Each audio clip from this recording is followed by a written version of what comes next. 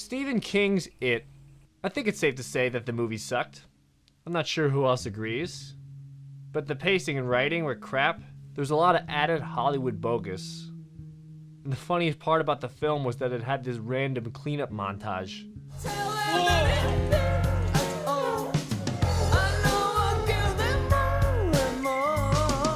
And for some reason, this guy liked it. But all that set aside though, let's talk about how this movie failed at its fundamental level. This was to create a scary Pennywise and why Tim Curry of the 1990 iteration is the quintessential clown. Before I go any further, I'd like to say that there are some spoilers in this video, and there are concepts and ideas that other YouTubers have introduced. I'm simply reiterating some of the points to further my argument. Before we discuss Tim Curry and Bill Skarsgård, I think it's important to understand what makes clowns scary.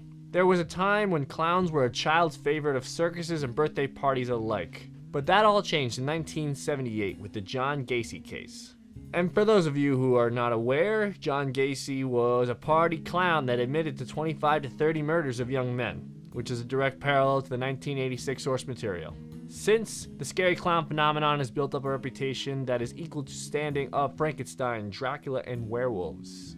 And Pennywise the dancing clown has earned his reputation to be in conversations with that of the boogeyman, Freddy, and Jason. I think there are two concepts that need to be understood when trying to pin down exactly why clowns should never have been at birthday parties. An important aspect to any horror film is the mask. Masks have been a part of culture since ancient times, and first appeared in the English language in the 1530s. It translated from a French term, masque, which translated to covering to hide or guard the face. One would come to wonder why they have been so prominent. Masks are an interesting concept. They allow a villain or hero to hide their identity and become that persona. Even more interesting, people can create masks without the physical mask.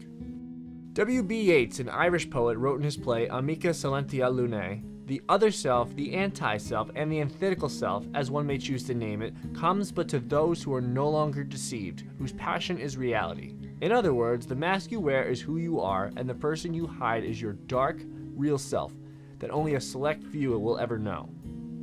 Another theory, or hypothesis in this case, is the uncanny valley, theorized by Marcirio Mori. If you study the empathy of humans toward humanoids, or in this hypothesis, robots, as a humanoid is made more and more human, empathy increases, until the humanoid becomes too human, at which point there is a repulsive reaction towards the entity.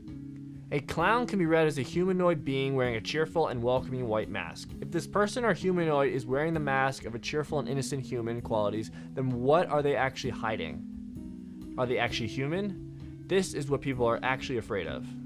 In the very first appearance of Pennywise the Clown in 1990, Tim Curry is that clown. He is a cheerful delight. It's not until the scene develops that we learn of this clown's intentions. It's not until we drop our guard that he takes his cheerful mask off to reveal his intentions. This was not the case with Bill Skarsgård's clown. In the very first frame that Bill is introduced, you know what Pennywise's intentions are. Oh, that guy is an evil clown. Even though he is wearing a clown mask, he is not wearing that same cheerful mask.